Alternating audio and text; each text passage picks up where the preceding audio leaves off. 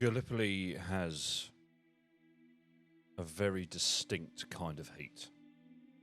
Not gentle, not comforting, but harsh. A heat that seems to rise from the ground itself. A heat that burns the breath from your lungs. A heat that clings to the stench of death and refuses to let it dissipate. This was the place that Percy would find himself in 1915.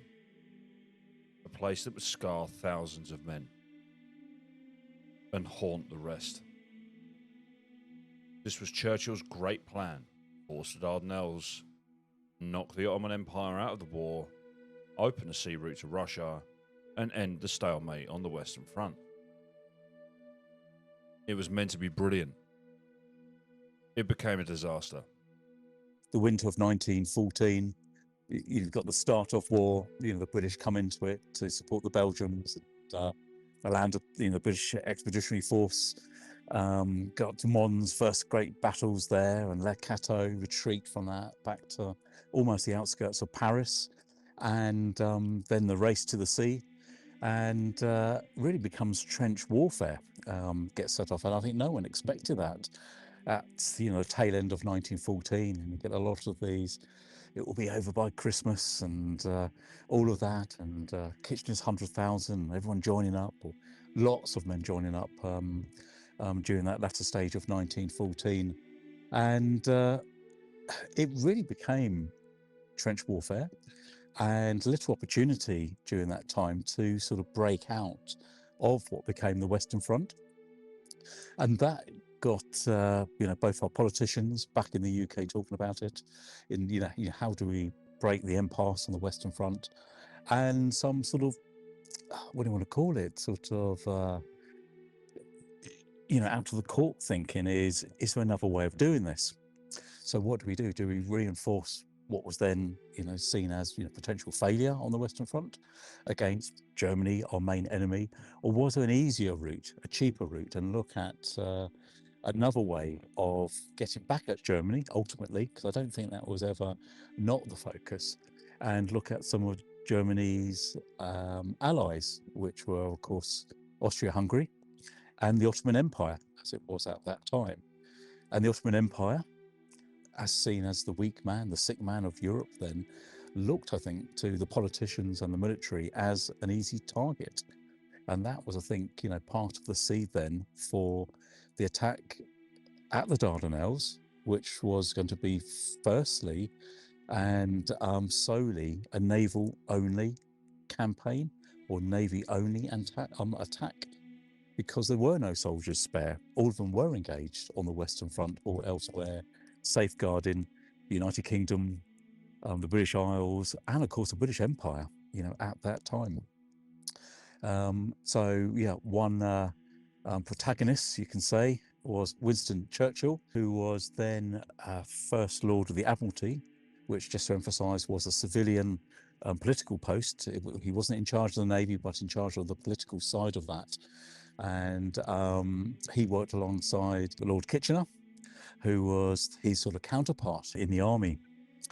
Now, there were no soldiers there to support an operation, but Churchill thought there was no need for any soldiers, and pushed very much for a naval expeditionary force supported by the French. So we wouldn't do it alone. So it's Britain and France together, which were at that time in 1914 the most two powerful naval forces in the whole of the world, to push through at the Dardanelles, which was the warm water route between the Mediterranean, the Aegean, up through the Dardanelles, into the Sea of Marmara, and ultimately Constantinople, as it was, Istanbul today, and into the Black Sea.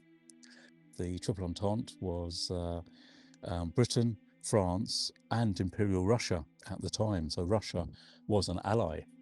And Russia, during that latter half of 1914, was struggling a little bit on the Eastern Front, and looking for allied help somewhere to help their efforts, crush the Austro-Hungarians and the Germans, and mobilise the Navy to make a demonstration, let's say, off of the Dardanelles, where as early as November 1914, they started, the Royal Navy thought, oh, let's have a little bit of target practice, bombard some of the Ottoman forts there at the opening of the Dardanelles, which, if you're planning a big operation to break through the Dardanelles and attack Constantinople, it's probably not a good idea to give the game away. And one of the most important things in military strategy is secrecy.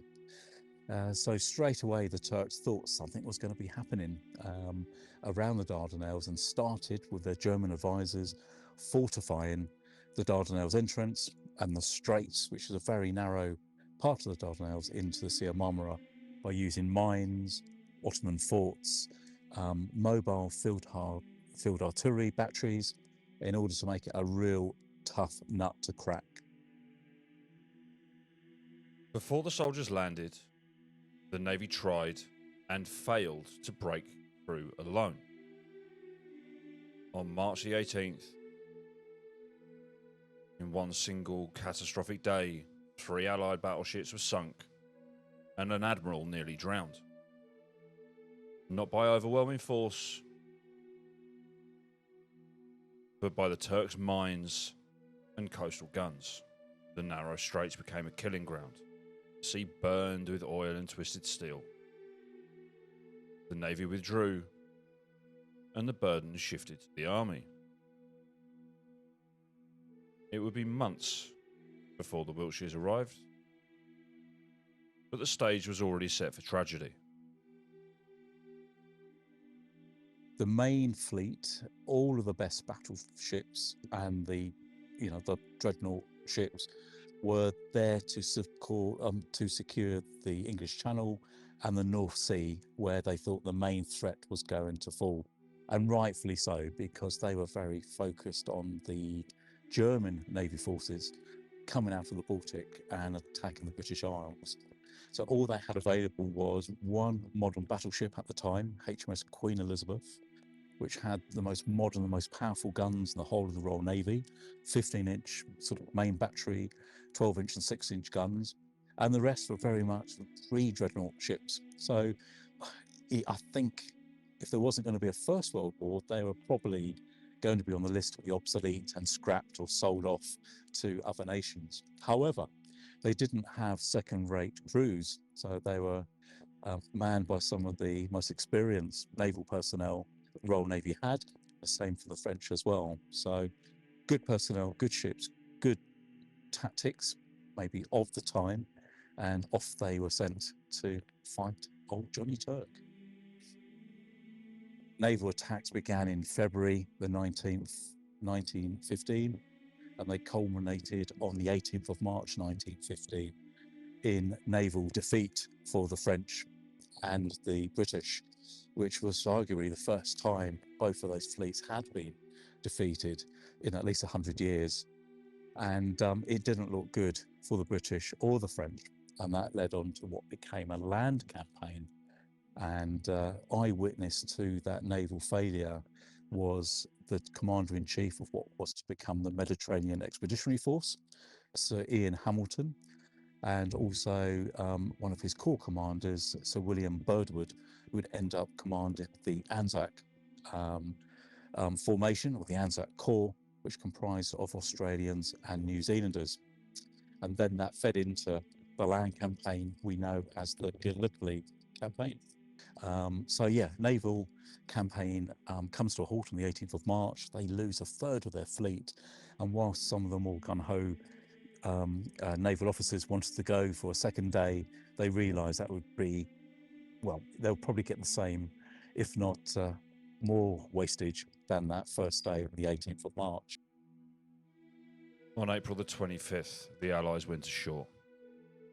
The British troops landed at Helles, into open beaches, already mapped and targeted by Ottoman guns. The ANZACs landed further north, at the wrong cove, beneath ridges that they were never meant to climb.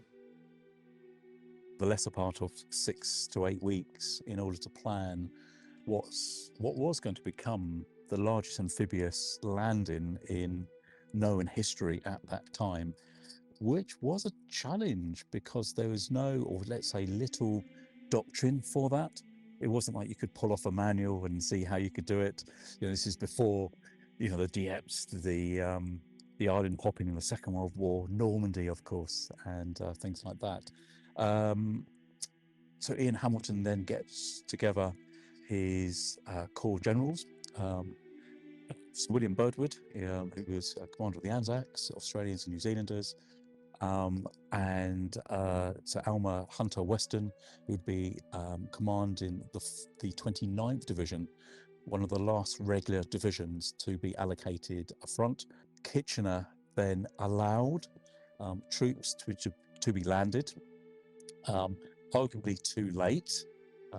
Should have been done early, in my own opinion, which would have given it a greater chance of success.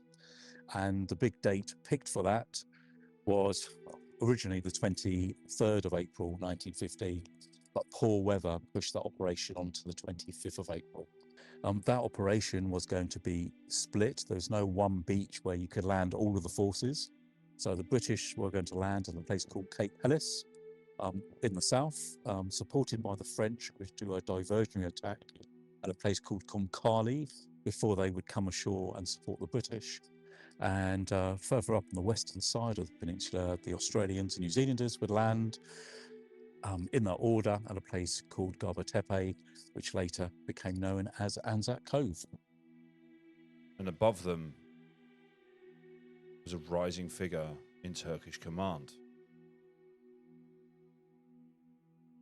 A man that wasn't known to history yet. Mustafa Kemal,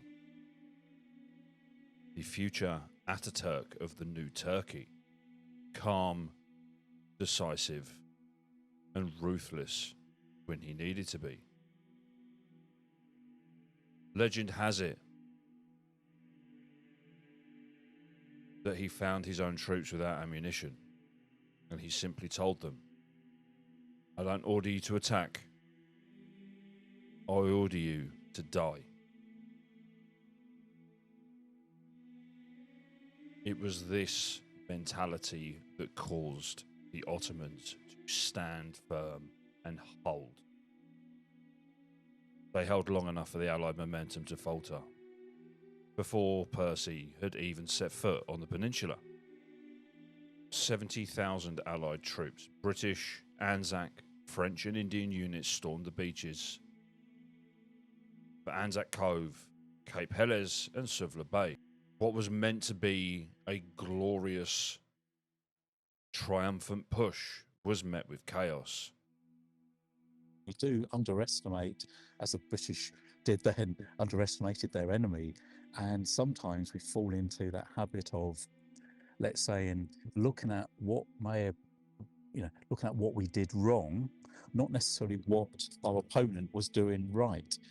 And there's a lot that the Ottomans did right that we need to give them praise for, as opposed to treating them as a second-rate, third-rate army, because that was definitely not the case in 1914 and 1915 when we came up against them at Gallipoli. The troops they were facing at Gallipoli were very much the regular Turkish army, supported by some of the wider Ottoman Empire, for example, the Syrian Arabs at the time. The army the British were predominantly facing in Mesopotamia, Palestine, etc., were very much the local sort of native army. So a lot of Arab troops there, a lot from Syria at the time, who were not necessarily bad fighters, but they weren't, in a way, the way I see it is they didn't have their heart in it. They didn't want to fight for, someone else's empire. They wanted to fight for independence. On the flip side of that, the British and French were fighting the cream of the Ottoman Empire in 1915 in Turkey. And there is a difference between a Turkish person fighting for their own country, fighting for their family, fighting for their nation, family first, then their nation, and then their sultan. I think sort of is a huge difference in how they perform on the battlefield, towards in comparison to one who is maybe not fighting for that same cause, and we can't really underestimate that. At V Beach, the plan hinged on landing troops via the SS River Clyde, a converted collier which would be run aground like a floating Trojan horse. From there, narrow gangways would funnel men ashore. On paper, it made sense. In reality, it became a death trap. The gangways are so narrow that men clambering down them became easy targets, shot down as soon as they appeared. The River Clyde was transformed from a transport ship to a charnel house. We got it like anything. Man after man behind me was shot down, but they never wavered. Lieutenant Watts, who was wounded in 5 places and lying on a gangway, cheered the men on with cries of "Follow the captain." I think no finer episode could be found in the men's bravery and discipline than this, of leaving the safety of the River Clyde to go to what was practically certain death. W Beach later became known as the Lancashire Landing. It was no safer. Troops here faced a deadly combination of thick barbed wire, cliffs and concentrated Turkish fire.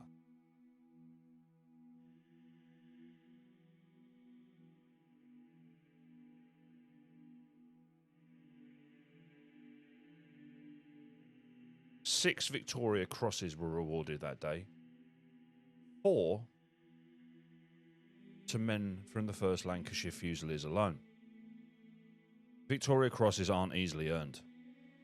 6 being earned in one morning says an awful lot about the hell that these men were facing. The Ottomans became very well prepared, and one of the great things you need in any military campaign is secrecy. And originally, the Mediterranean Expeditionary Force were called the Dardanelles Army. So talking about giving the game away, they knew there was going to be a land campaign. So all of the resources, or vast majority of the resources, supported by the Germans. And the German advisor, Liman von Sanders, who was commander of the Ottoman Fifth Army out there, use Ottoman and German engineers then to fortify the beaches. And Gallipoli, there are not too many beaches where you can land a sizable force. So they could focus their resources on the few beaches around, which, funny enough, were around Cape Helles. Quite rudimentary, nothing like Normandy and concrete and bunkers. And the barbed wire they had was really just farming wire, just enough to slow down troops coming ashore. They put landmines on the beaches, nothing like we think today's. These were shells which had, almost like a tripwire that would sort of blow up and cause confusion on the beach. Machine guns weren't used on any of the beaches for the first day of the landings. They relied on the Ottoman sharpshooters, and the Ottomans themselves were very good shooters. So 60 riflemen on the beach is going to be more devastating than 1 or 2 machine guns.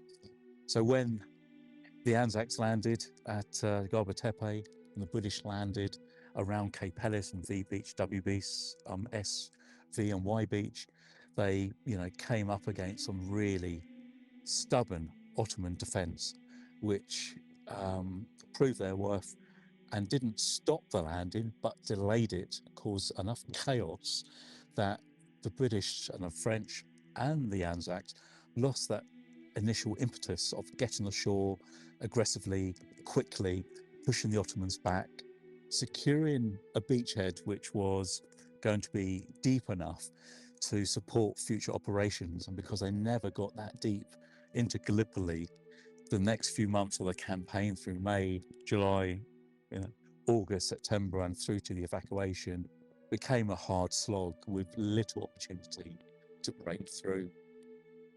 Soon after the incredibly botched landings at Helles, the British and the French attempted to break out towards the village of Krithia and the dominating high point of Achi Baba. 3 major assaults were launched. 3 times the men advanced across open ground, and 3 times that they were cut down in their thousands. The casualties were horrific. Almost 20,000 casualties in 3 months, and all of it for almost nothing. A few hundred yards gained, measured in litres of blood, exhaustion, confusion, and rotting bodies lying unclaimed in the heat. This was the world that my great-grandfather was walking into. Which was their second opportunity, where Kitchener allowed them reinforcements so they could reinforce not a few drafts, but 5 new divisions to break out in August 1915 at a place called North ANZAC, and also to facilitate a new landing at Suvla Bay, where they were able to get ashore, did their best to break open the trenches there that had been established, but that became another disaster. Well, that's where the Wiltshires sort of come into the story.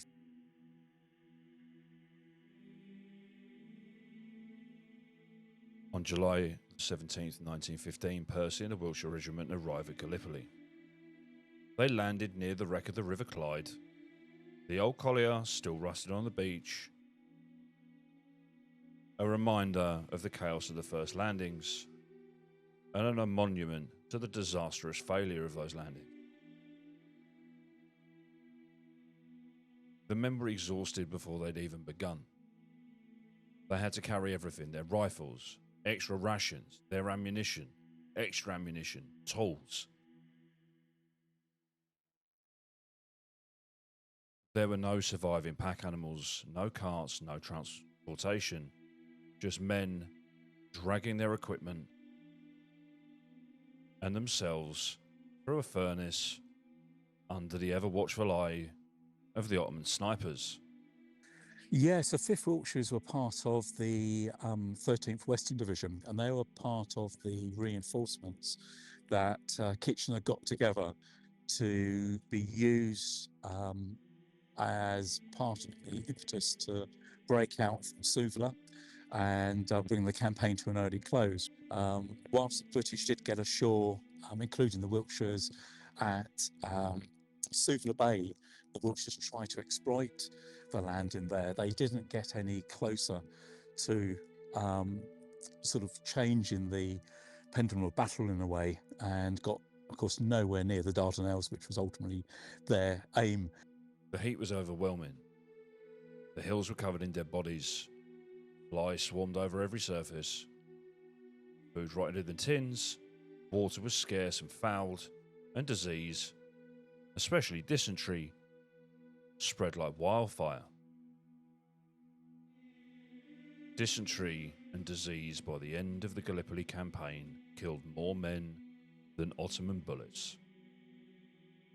The conditions were almost indescribable. This wasn't just a battlefield, it was a place that consumed men. On the Allied side, you're looking at the British and the Commonwealth and Dominion troops. There's around 250,000 casualties. Of those, 50,000 were killed, wounded, or missing.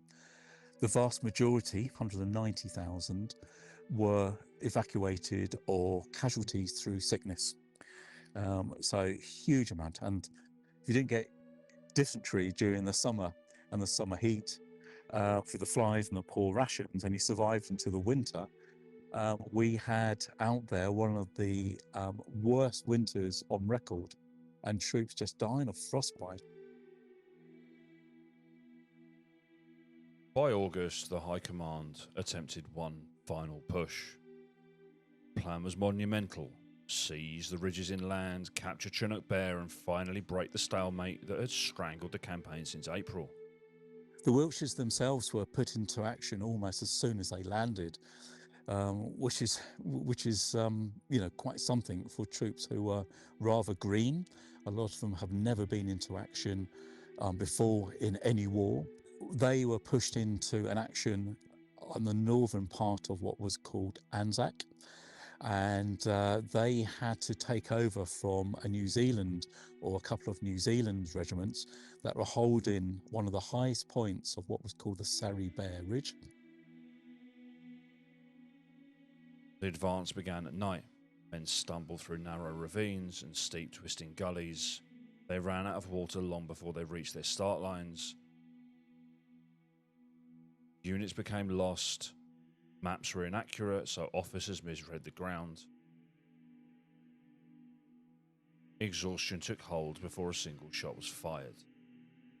By the time the Wiltshires had reached their positions just below the crest of Chunuk Bair, many had been awake for 36 hours and were exhausted. They were told to remove their kit and get some well-needed sleep, as they were considered to be in a safe spot. And during the night of the 9th of August, the Wiltshire Regiment and the Loyal North Lancashire Regiment were pushed up onto the top in order to hold that and relieve the British troops that were there and the New Zealanders. And then at dawn, Mustafa Kemal struck back. 5 Ottoman divisions, led personally by Mustafa Kemal, swept over Chunuk Bair. His plan wasn't subtle, but it was brutally effective. Overrun the defenders by sheer weight of numbers. What culminated during that night was going to be one of the largest Ottoman counterattacks of the campaign, actually led in person by Mustafa Kemal. During the early morning, the best part of 10,000 Ottoman troops, led by Mustafa Kemal, bayonet charge over the top of this hill called Chunuk Bair, pushed into, within seconds of the attack, into the Wiltshires and the Loyal North flanks, which were holding the top of the hill. They were overrun very quickly, and despite some last stands won by the machine gunners that were overrun quite quickly, a lot of the Wiltshires were bayoneted and killed, or sort of captured in their positions where they were trying to resist. There were around 2,000 defenders on or below the summit of Chunuk Bair. The Ottomans swept over the summit. The Lancashire battalion was decimated. Very few survived. Over 500 were reported missing. The Wiltshires, lying just beneath the crest, were overrun. Many were unarmed, weapons stacked, their kits off. Turkish advance came so fast that some men died before they could stand. One of the few escape routes was a gully. It was already clogged with the dead from the previous night. Men tripped, fell and were gunned down. Machine guns covered the exits. The Wiltshires were cut to pieces.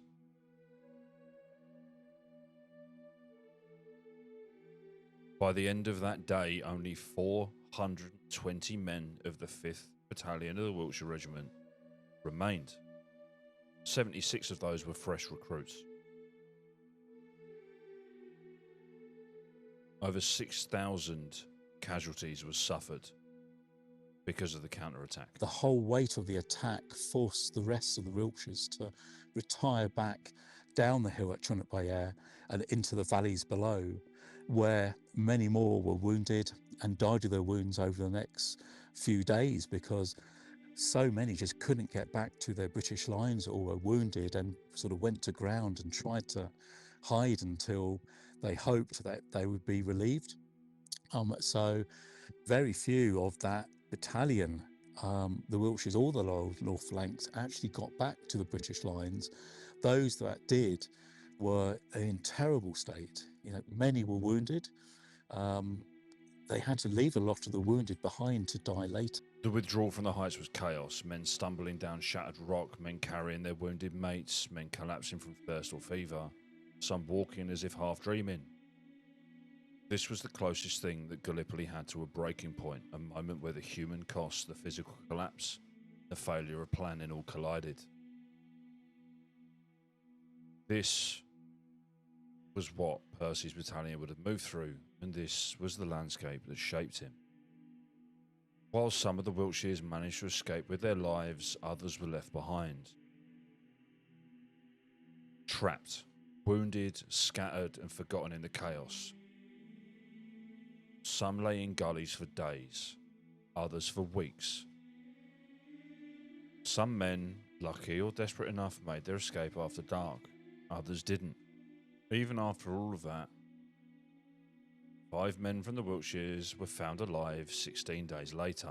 Really, at the end of the 10th of August 1915, you could argue that the 5th Battalion, the Wiltshire Regiment, sort of ceased to exist as a fighting unit and had to be sort of reconstituted again by using drafts and those who were more lightly wounded to become, a battalion again. And for the rest of the Gallipoli campaign, they were held in support and never went into battle again because they had lost so heavily during that night of the 9th and the early morning of the 10th of August 1915. This is where the question of Percy's 2 wound stripes becomes incredibly difficult. If Percy was at Chunuk Bair, then it is likely that he got his wound there. Very few men of the Wiltshires were wounded before this. However, in true fashion, the battalion war diaries mention very little in regards to names unless people are mentioned in dispatches or their officers.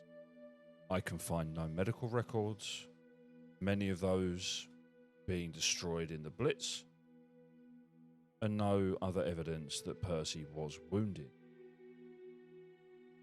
However, the photo still remains with his 2 wound stripes, and the question still stands. Was he wounded at Gallipoli, or was he lucky enough to get diphtheria, typhoid, dysentery, and miss the action? And these are questions that I am more than likely never going to be able to answer. By October, the first frost came. Men who had sweltered in the summer now froze in their trenches. Also in October, a glimmer of hope. High Command had decided that it was not worth continuing the Gallipoli campaign, and plans were beginning to be put in place to evacuate the troops. And in December 1915, after 8 months of failure, the order came through. It was the first time in the entire campaign that the operation went flawlessly. All men, many of the animals and the equipment were removed from under the Ottomans' noses. Not a single man was killed. For the survivors, it was a quiet end to a loud disaster. A lot of the same staff officers that helped plan the landings were also there to help plan and support the evacuation. And I think one important element there is British and Allies and the French had the best part of 8 months to plan for the evacuation. They knew the terrain, they knew the ground behind them, they knew the enemy. Every private knew during the evacuation what route they had to take, what lighter they had to get on, what transport ship or battleship was going to take them and where. But not everyone made it home. Formerly Sergeant Robbins of the 5th Wiltshires, a career soldier, served for a long time in India and had got several health conditions because of this, was shot at dawn for cowardice.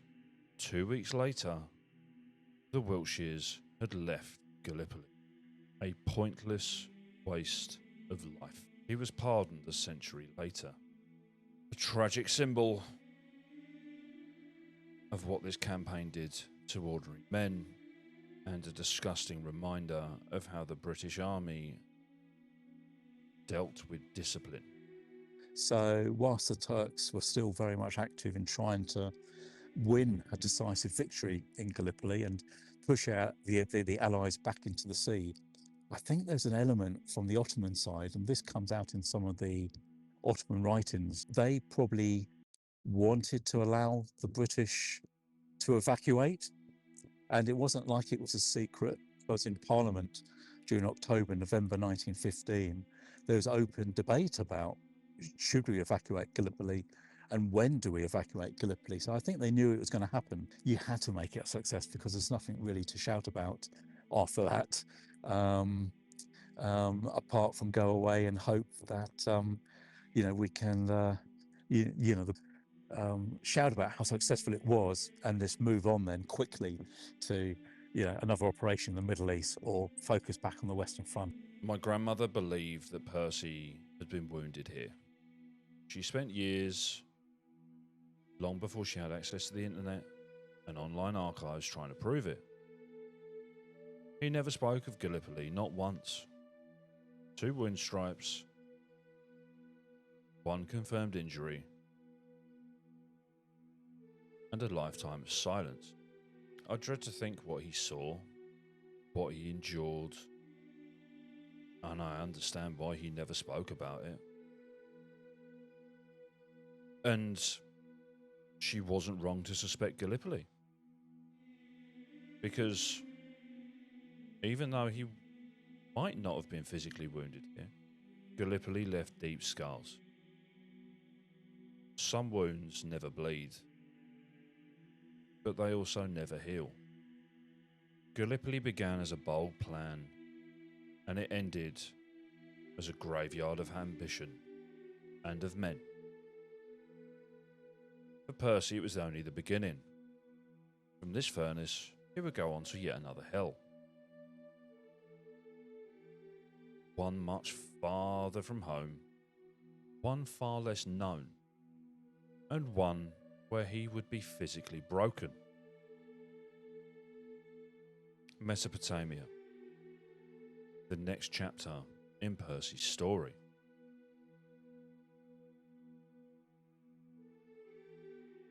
Can you see why he fucking hated Churchill? Because I can.